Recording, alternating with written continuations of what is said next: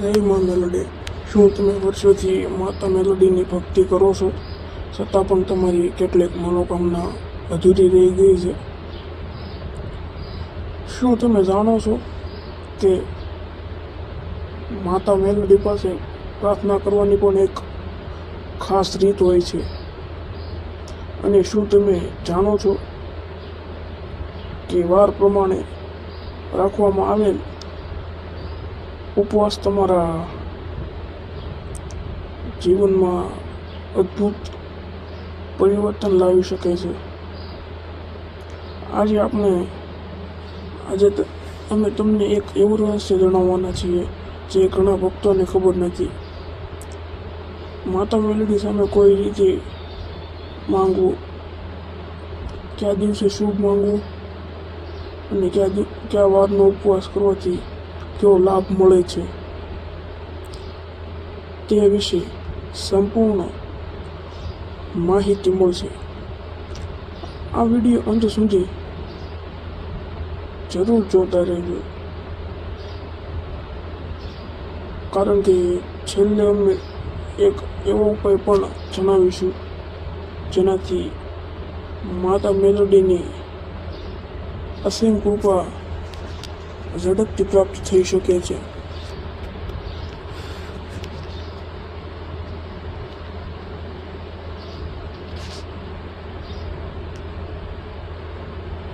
માતા મેલોડી સામે માંગવાની સાચી રીત. ઘણા લોકો માતાજી પાસે જાય છે અને તરત જ પોતાની ઈચ્છાઓની લાંબી યાદી રજૂ કરી દે છે, પરંતુ સાચી ભક્તિ એ છે કે પહેલા માતાજીનો આભાર માનવો જોઈએ. માતાજીએ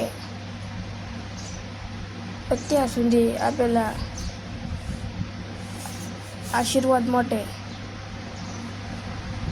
કૃતજ્ઞતા વ્યક્ત કરવી જોઈએ. માતા મેલોડી સામે હાથ જોડીને પહેલા 3 વખત જય માં મેલોડી બોલો.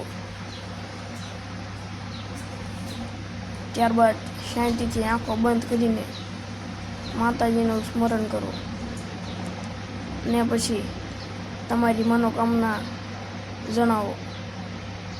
યાદ રાખો, માતાજી પાસે માંગતી વખતે મનમાં શંકા ન હોવી જોઈએ. વિશ્વાસ જેટલો મજબૂત હશે, કૃપા પણ એટલી ઝડપથી થશે.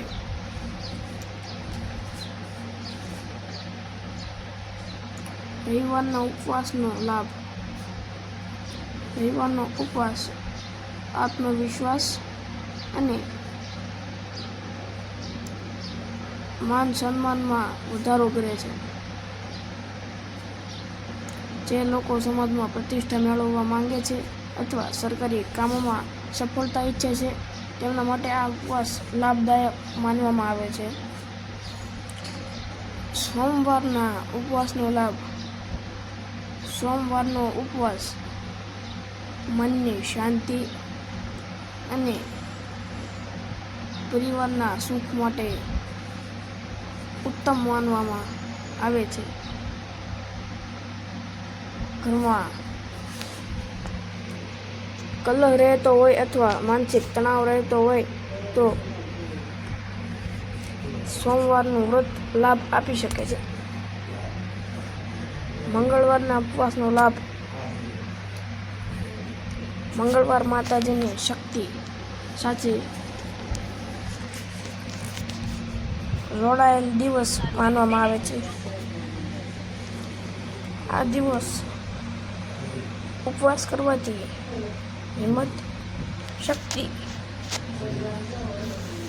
અને શત્રુઓથી રક્ષણ મળવાની માન્યતા છે. ઘણા ભક્તો મંગળવારે માતા મેલોડીના દર્શન કરીને વિશેષ આશીર્વાદ મેળવે છે. બુધવારના ઉપવાસનો લાભ. બુધવાર બુદ્ધિ અને વ્યવસાય માટે શુભ માનવામાં આવે છે.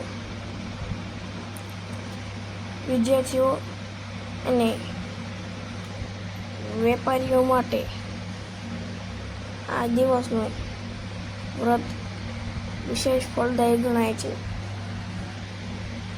ગુરુવારના ઉપવાસનો લાભ.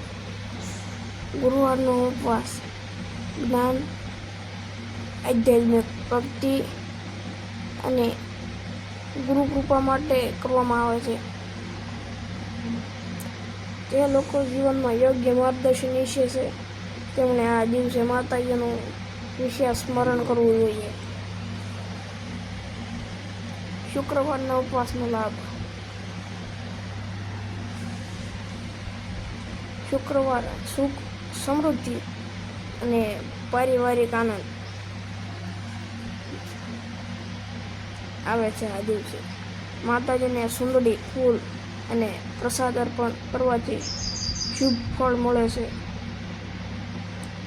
એવી માન્યતા છે. શનિવારના ઉપવાસનો લાભ. શનિવારનો ઉપવાસ જીવનની મુશ્કેલીઓ સામે લડવાની શક્તિ આપે છે. આ દિવસે માતાજીનું ધ્યાન કરવાથી ધીરજ અને સંકલ્પના શક્તિમાં વધારો થાય છે.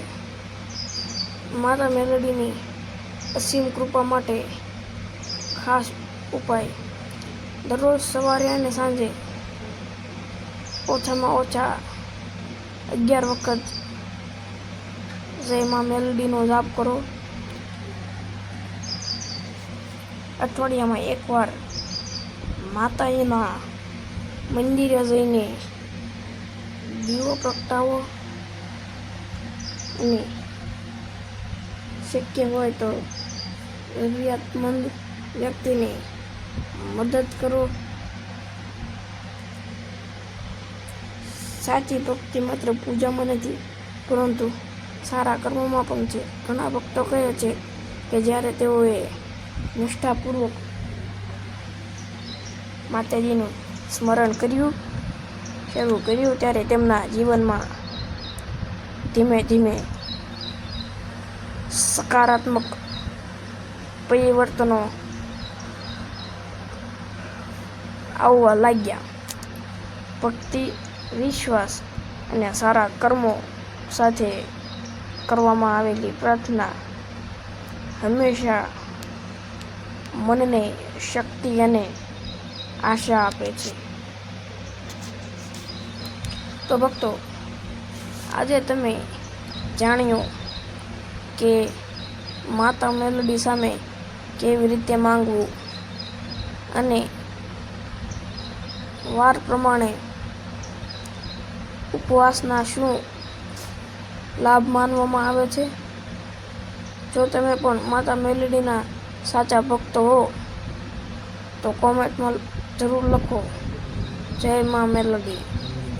અને વિડીયો ગમ્યો હોય તો એક લાઈક, એક શેર અને અમારી ભક્તિ સાગર ચેનલને સબસ્ક્રાઈબ કરવાનું ભૂલતા નહીં.